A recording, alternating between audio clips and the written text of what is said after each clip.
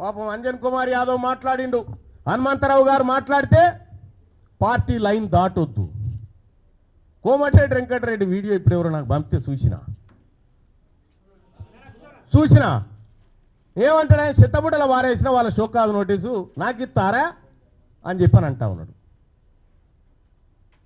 నేను చెప్తా ఉన్నా, మీ షోకాజ్ నోటీసులకు నేను రిప్లై ఇచ్చేంత, లేకపోతే మీ సస్పెన్షన్లకు భయపడేంత పిరికి రక్తంతో బుట్టలే నేను బీసీ ఓడిగా గర్జించే పిడగా పుట్టినా. ఇక్కడ మీ పిల్లిగాండ్రింపులకి ఇక్కడ భయపడేటోడు ఎవడు లేడు. ఇలా కాంగ్రెస్ పార్టీని అడ్డం పెట్టుకొని అధికారంలోకి వచ్చినటువంటి మీరు ఆ పార్టీని రక్షించాల్సిన అవసరం ఉండే. ఏం జరుగుతూ ఉంది? 2023 డిసెంబర్లో ఎన్నికలు జరిగితే అక్కడి నుంచి మళ్ళీ 6 నెలల తర్వాత వచ్చిన పార్లమెంట్ ఎన్నికల వరకు కాంగ్రెస్ పార్టీ పరిస్థితి ఏడుకొచ్చింది. 15 నెలల ఏ కాంగ్రెస్ పార్టీ కార్యకర్తలన్న కనీసం సంతోషంగా ఉన్నాడా? ఇలా ఎస్, నేను చెప్తా ఉన్నా, నా గెలుపు కోసం, రాహుల్ గాంధీ గారి ఆశయం కోసం పనిచేసినటువంటి కాంగ్రెస్ పార్టీ కార్యకర్తలారా, మీ అందరికీ ఎప్పటికీ రుణపడి ఉంటా. ఇవాళ మీరు కార్యకర్తలను విస్మరిస్తురి, పదవులు రాగానే మీరు పంచక తింటిరి. ఇంకా ఎంత దుర్మార్గం అంటే, కార్పొరేషన్ పదవుల లిస్ట్ వేసిరు. ఆ కార్పొరేషన్ పదవుల లిస్టులో మీరు 30-33 వేస్తే అన్న జగ్గారెడ్డి గారి సతీమణికి ఒక కార్పొరేషన్ ఇచ్చిరు. అందులో ఏం రాసిరు ఎక్కేనా? ఆమె పేరు ఏదో గౌడ్ అని రాసిరు, నిర్మలా గౌడ్ అని రాసిరు. ఎక్కించినట్టు గౌడ్ల కోటాలు ఇచ్చినట. ఇంకొక ఆమె నల్గొండ జిల్లా యాదాద్రి శోభారాణి గారు ఏమో, ఆమె రెడ్డి సామాజిక వర్గం, ఆమెకెట్టి కురుమ సామాజిక వర్గంలో ఇచ్చిరట. అంటే మీరు పదవులు పంచుకొని 10 ఏళ్ల పాటు అధికారానికి దూరంగా ఉండి అహర్నిశలు కొట్లాడిన కాంగ్రెస్ పార్టీ కార్యకర్తలు కనీసం గుర్తించకుండా మీరు పప్పు బెల్లాల లెక్క పంచుకొని పోతా ఉంటే ఆ పార్టీ కోసం కష్టపడ్డటువంటి కాంగ్రెస్ పార్టీ కార్యకర్తలు ఎటుపోవాలా? ఏం కావాలా? అందుకోసమే ఒక్క కాంగ్రెస్ పార్టీ కాదు, అన్ని పార్టీల్లో ఉన్నటువంటి బీసీ బిడ్డలకు వాళ్ళకు అన్యాయం జరిగితే మేము మాట్లాడతాం, వాళ్ళ తరపున పోరాడతాం. ఇక రెండో విషయం, ముఖ్యమంత్రి గారు 6 నెలల కాలం అసెంబ్లీకి పార్లమెంటుకు ఇవాళ తీన్మార్ మల్లన్న, కాంగ్రెస్ పార్టీ తీన్మార్ మల్లన్నను గెలిపించింది అనేటువంటి మాట, గెలిపించినాక గిట్లనే నా మాట్లాడేదని ఒక మాట. నేను చెప్తా ఉన్నా, ఎవరు గెలిపించారు? తీన్మార్ మల్లన్న అసెంబ్లీ ఎన్నికల నుంచి పార్లమెంట్ ఎన్నికలు 6 నెలల కాలం ఉంటే నేను కంటెస్ట్ చేసినటువంటి వరంగల్, నల్గొండ, ఖమ్మం నియోజకవర్గంలో 5 పార్లమెంట్లు గెలిపించుకోగలిగినాం. మరి మీరు సార్, మీ సొంత మహబూబ్ నగర్ జిల్లాలోనే మీ అభ్యర్థి ఓడిపోయిండు. మీరు సిట్టింగ్ ఎంపీగా ఉన్న మల్కాజ్గిరిలో ఒక సీట్ రాలే. ఇవాళ మీరు కరెక్ట్గా పనిచేసి ఉంటే, 6 నెలల పాటు కరెక్ట్గా కాంగ్రెస్ పార్టీ విధానాల కోసం పనిచేసి ఉంటే ఆ 8 సీట్లు కూడా కాంగ్రెస్ పార్టీకి వస్తే ఇలా నరేంద్ర మోడీ ప్రభుత్వమే లేదు కేంద్రంలో. పరోక్షంగా మీరు సహకరించుకుంటా ఇవాళ కాంగ్రెస్ పార్టీని ఖతం చేసేటువంటి ఉద్దేశంతో మీరు ముందుకు పోతా ఉన్నారు. మీరు పొండి, మీ విధానాలు కూడా అర్థమవుతా ఉన్నాయి. నిన్నగాక మొన్న కాంగ్రెస్ పార్టీ ఎమ్మెల్సీ అభ్యర్థి నరేందర్ రెడ్డి గారు ఆయన ఎన్నికల ప్రచారానికి పోయి ఈయన గెలిచినా గెలవకపోయినా ఒకటే అని చెప్పి,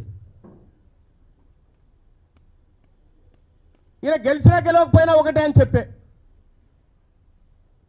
మరి నరేంద్ర మోడీ గారు బొమ్మ పెట్టుకున్నటువంటి బీజేపీ అభ్యర్థి ఆడ గెలుస్తా ఉన్నాడు. ఇంకో టీచర్ ఎమ్మెల్సీ ఎన్నికల్లో భారతీయ జనతా పార్టీ ఒక బీసీ బిడ్డకు టికెట్ ఇచ్చి ఫస్ట్ ప్రియారిటీలో టీచర్ ఎమ్మెల్సీ గెలిచి ఆ ఇంపాక్ట్ తోటి పట్టభద్రుల ఎమ్మెల్సీ ఎన్నికలు కూడా గెలుస్తూ ఉంది. మీరు జిల్లాలు మొత్తం ఈ మెదకు, ఆదిలాబాద్, నిజామాబాద్, కరీంనగర్ పిట్ట తిరిగి ఎమ్మెల్సీ ఎన్నికలు ఏంది ఫలితం? ఇవాళ ఎందుకు తారుమారైతా ఉంది? ఇవాళ ఏడాది లోపలనే కాంగ్రెస్ పార్టీ పైన, ప్రభుత్వం పైన ఇంత వ్యతిరేకత ఎందుకు వస్తూ ఉంది?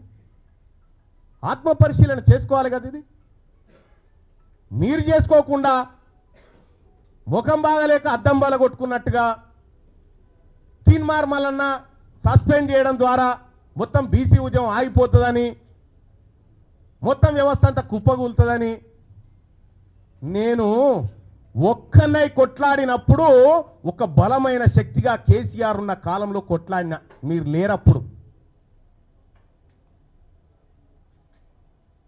వాళ్ళతోని కొట్లాడి గీడికి వచ్చిన ఆయన మేమే గెలిపించినాడు. మరి నన్ను గెలిపించినోని మహబూబ్ నగర్లో వంశీచంద్ర రెడ్డిని ఎందుకు గెలిపియలే? వంశీచంద్ర రెడ్డిని ఓడగొట్టింది మీరు గారా? ఇవాళ వంశీచంద్ర రెడ్డి సిడబ్ల్యూసి మెంబర్గా ఉన్నాడు, ఇక్కడ వ్యవహారాన్ని ప్రతిదీ అధిష్టానానికి చేరవేస్తాడని కుట్రబన్ని ఓడగొట్టి నీ మనిషి చామల కిరణ్ కుమార్ రెడ్డిని పెట్టింది కరెక్ట్ కాదా? ఆడ మీ వల్ల కాంగ్రెస్ పార్టీకి మంచి జరిగితే ఓకే, కానీ మంచి జరిగే పరిస్థితి కనిపిస్తలేదు మీ నిర్ణయాల వల్ల. నా మాట ఎవరు ఇంటలేరు కాంగ్రెస్ పార్టీలని అలిగిపోతా ఉన్నావుట. నువ్వు అలిగిపో, అలుగులో దుంకు. కానీ ఒక మాట చెప్తా ఉన్నా ముఖ్యమంత్రి గారు, ఈ కులగణన విషయంలో కానీ నా సర్వే నా కథ అది పక్కకు పెట్టండి, ఏది నా సస్పెన్షన్. ఈ కులగణన విషయంలో కానీ 42% రిజర్వేషన్ల విషయంలో కానీ 42% వాటా కాంట్రాక్టులు బీసీ కాంట్రాక్టర్లకు ఇవ్వడంలో కానీ కామారెడ్డి డిక్లరేషన్లో కానీ ఎక్కడైనా బీసీలకు అన్యాయం జరిగితే బరాబరి కొట్లాడతాం. ఇవాళ నేను మాట్లాడడానికి ఏమైనా అడ్డం గుంటే అన్ని క్లియర్ చేసి పెడితే. కాబట్టి ముఖ్యమంత్రి గారు ఈరోజు కూడా మేము సూచన చేయదలుచుకున్నాం, నన్ను సస్పెండ్ చేస్తే నాకేం ఇబ్బంది లేదు. ఎందుకంటే తీన్మార్ మల్లన్న గత ప్రభుత్వం మీద కొట్లాడి 100 రోజులు జైలు జీవితాన్ని గడిపినటువంటి వాడిని నేను. ఇప్పుడు నీ పక్క పంటి ఉన్న వాళ్ళు ఎవరు జైల్లో లేదో కేసు కూడా లేదు వాళ్ళ మీద. అధికారం రాగానే దగ్గరికి వచ్చి కూర్చున్నాడు. మరి మేము ఎట్లా ఊకుంటాం? రేపు పొద్దున ఖచ్చితంగా గ్రామాన బీసీ వాదాన్ని తీసుకుపోతాం, బీసీ ప్రజలను చైతన్యవంతం చేస్తాం. ఇప్పటికే ఎమ్మెల్సీ ఎన్నికల్లో బీసీల సత్తా దాటినం. 50 సంవత్సరాల క్రితం పుట్టిన పిఆర్టీయు, 54 సంవత్సరాల క్రితం పుట్టిన యూటీఎఫ్, నెల రోజుల కింద పుట్టిన బీసీ వాదం ఇలా 5200 ఓట్లు సంపాదించడం. 0 to 5200 ఓట్లు సంపాదించడం అంటే ఇది బీసీలలో వచ్చినటువంటి చైతన్యం. ఇలా మా సోదరుడు ప్రసన్న హరికృష్ణ ఇలా మీ గెలిచేటోళ్ళని వెనక గుంజి కూర్చుండబెట్టాడు. మీతో సమానంగా పోటీ పడతా ఉన్నాడు. 125 ఏళ్ల కాంగ్రెస్ పార్టీ చరిత్ర, 40-45 ఏళ్ల బీజేపీ చరిత్రకు ఒక బీసీ బిడ్డ తలగొరి పెడతా ఉన్నాడు ఆడ. ఇలా బీసీ వాదం తెలంగాణ రాష్ట్రంలో బలపడ్డ సూచనలు, మరింత బలీయ శక్తిగా మారుతున్న బీసీ వర్గాలను చూసి మీకు అక్కసు ఉంటే మేమేం చేయలేం. కానీ ఒకటైతే సత్యం, మేము ఇంకా మీ మోచేతి నీళ్లు తాగి బ్రతికే పరిస్థితిలో లేము, ఉండం కూడా. రేపటి నుంచి బీసీలకు దక్కిన వాటా ఎంత, దక్కుతున్నదెంత, మా భూములు ఎన్నిపోతా ఉన్నాయి, మాకిచ్చిన సంపద ఎంత, మా ఉద్యోగాలు ఎంత, మీ ఈడబ్ల్యూఎస్ కోటా ద్వారా 25,000 ఉద్యోగాలు దొంగతనంగా ఎత్తుకపోయిన లెక్కలు ప్రతిదీ బయట పెడతాం, మా ప్రజల్ని చైతన్యవంతం చేస్తాం. వాళ్ళ తీన్మార్ మల్లన్న సస్పెండు ఈ మేమందరం కష్టపడి సాధించినటువంటి కాంగ్రెస్ పార్టీ ప్రభుత్వాన్ని కూర్చోబెట్టి దాంట్లో కుర్చీలో కూర్చొని రేపు పొద్దుగాల కాంగ్రెస్ పార్టీని ఖతం చేస్తేనే నీకు ఇంకోటి అంటే కూడా ఆ పని కూడా చేసిపోతారు మీరు. కానీ ఆ పార్టీ బతకాలని కోరుకుంటున్నాం మేము ఈ ప్రజాస్వామ్య దేశంలో. కాబట్టి సోదరులారా, మేము అన్నిటికి కూడా రిప్లై చేయడానికి సిద్ధంగా ఉన్నాం. ఈ సోమాజిగూడ ప్రెస్ క్లబ్ నుంచి నేను సవాల్ ఇసురుతా ఉన్నా, కులగణన లెక్కలు తీసుకొని ఎవరు వస్తారో రరి, అవి తప్పని నిరూపించడానికి తీన్మార్ మల్లన్న సిద్ధంగా ఉన్నాడు. Thank you.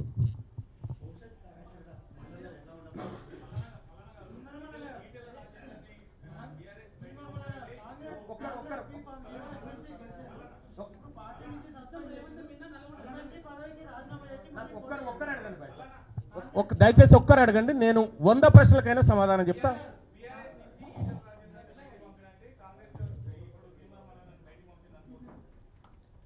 ఈటల రాజేందర్ గారు పోయి ఎన్నికల్లో కంటెస్ట్ చేసి భారతీయ జనతా పార్టీలో చేరి ఆయన రాజకీయం చేస్తూ ఉన్నాడు. నేను ఏదో పార్టీలో చేరడానికి చూస్తాను కదా, నేను బీసీ మూవ్మెంట్ నడపడానికి చూస్తూ ఉన్నాం.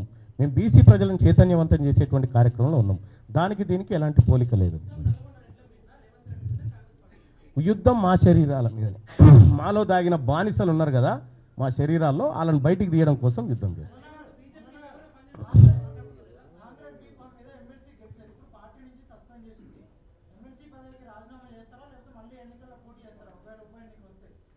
ఉప ఎన్నిక ఎందుకు వస్తుంది? వాళ్ళు సస్పెండ్ చేసుకుంటే నేనేం చేయాలి భాయ్ సాబ్? నేను రాజీనామా చేయలేదు కదా.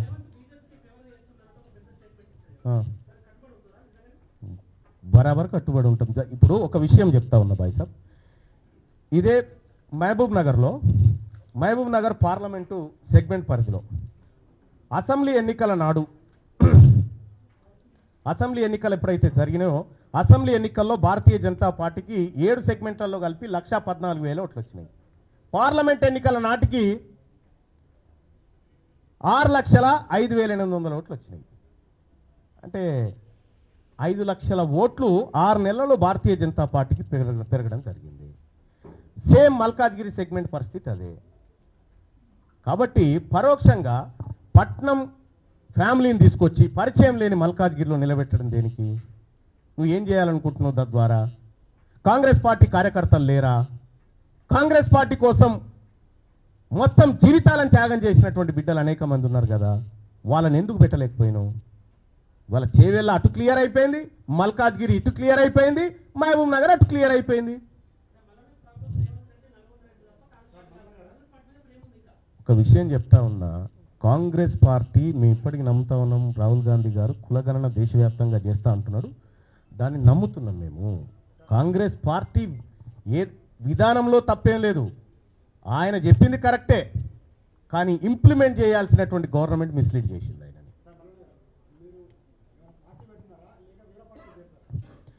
మేము పార్టీ పెట్టడం కానీ పార్టీలో చేరడం కానీ ఈ నిర్ణయాలు ఇంకా తీసుకోలేదు.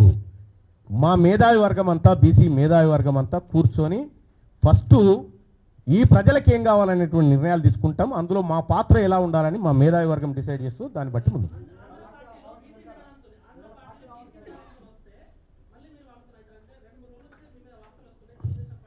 ఇగో మీరు రాసుకుంటే నేనేం చేస్తా భాయ్ సాబ్, మీరు వార్తల్లో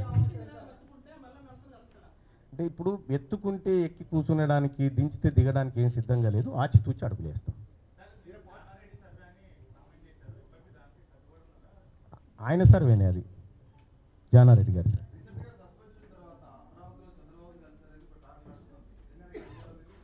అనుకోరా, తప్పేమున్నది అట్లా.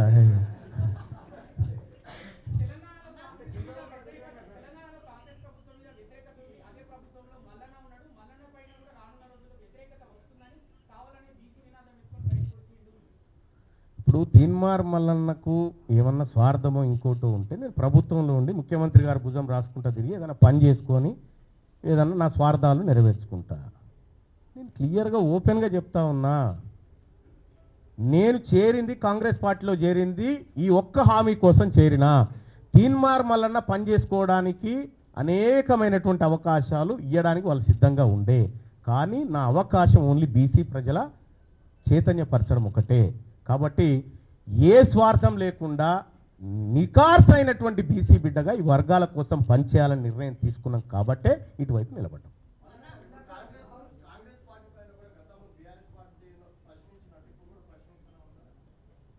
ఇప్పుడు ఒకటేం చెప్తా ఉన్నా, నేను ఒకరోజు ఒక ఛానల్లో పనిచేసినప్పుడు ఆ ఛానల్ కింద కొంతమంది వచ్చి ధర్నా చేస్తున్నారు. తీన్మార్ మల్లన్న అరెస్ట్ చేయాలి, తీన్మార్ మల్లన్న మీద కేసు పెట్టాలని ధర్నా చేస్తుంటే ఆ వార్త ఎవడేయకపోతే మళ్ళీ నేనే తీసుకుపోయి వేసిన.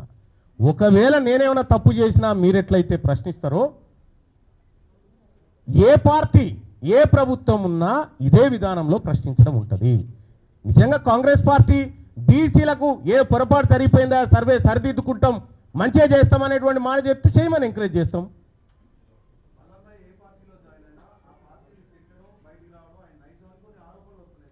మీరు అనుకుంటే నేనేం చేయాలి మరి?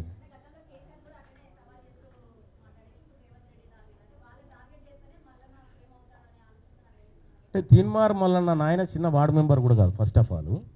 రెండోది తీన్మార్ మల్లన్న ఫేమస్ కావాలంటే ఎమ్మెల్సీ పదవో పార్టీలో చేరితే కాదు. ఆల్రెడీ తీన్మార్ మల్లన్న ఏందో తెలంగాణ ప్రజలకు తెలుసు. పక్కా జనరల్ సీట్లలో బీసీ అభ్యర్థులు ఉండబోతూ ఉన్నారు. అన్ని బీసీ సంఘాలను ఒకే వేదిక మీదకి తీసుకురాబోతా ఉన్నాం. అన్ని బీసీ సంఘాలను ఎక్కడెక్కడైతే బీసీ సంఘాలు ఉన్నాయో అందరినీ ఒకే వేదిక మీదకి తీసుకొచ్చి ఒకే ప్లాట్ఫామ్ తయారు చేయబోతాం. ఎవరు? ఒక విషయం చెప్తా ఉన్నా, తీన్మార్ మల్లన్న ఎవరు సానుభూతి కోసం వెయిట్ చేయడు ఫస్ట్ ఆఫ్ ఆల్. రెండోది అట్లా మాట్లాడాలనుకుంటే హనుమంతరావు గారు మాట్లాడిండు, అంజన్ గారు మాట్లాడిండు, తర్వాత నిన్న మధు యాస్కి గారు మాట్లాడిరు. నేనేమంటున్నంటే తీన్మార్ మల్లన్న ఎవరు సానుభూతి కోసమో పాట కోసం పనులు చేసే వ్యక్తి కాదు. ఫస్ట్ ఆఫ్ ఆల్ నేను దాన్ని పెద్దగా పట్టించుకోను.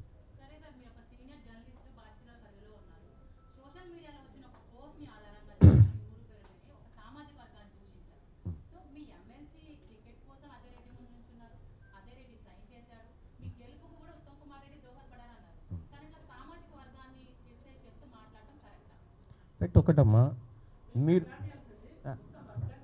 నేను ఒకటి నేను ఆల్రెడీ దాని మీద క్లారిటీ ఇచ్చిన, కానీ ఒక మాట చెప్తా ఉన్నా, ఇప్పుడు కూడా చెప్తా ఉన్నా, బీసీలను కించపరిచినట్టు ఎవరైనా వ్యవహరిస్తే ఇప్పుడు కూడా చెప్తా ఉన్నాము వదిలిపెట్టము. సేమ్ టైం మేము ఎవరిని అగౌరవపరచము. రెండో విషయం ఏంటంటే అతను పెట్టిన అతని నెంబర్ ఉంది, అతనితో మాట్లాడడం రైట్. మేము అది ఆ తర్వాత నెంబర్ వచ్చింది నాకు. రెండో విషయం ఏంటంటే బీసీలందరినీ మాట్లాడినటువంటి సందర్భంలో మేము మాట్లాడడం జరిగింది. మేము మాట్లాడింది కరెక్టే అని మీరు అనుకుంటే మేము దాన్ని వ్యతిరేకిస్తాం. ఎందుకు రాజీనామా బస్? నేను మాట్లాడాల్సింది చాలా ఉంది ఇక మండల్లో.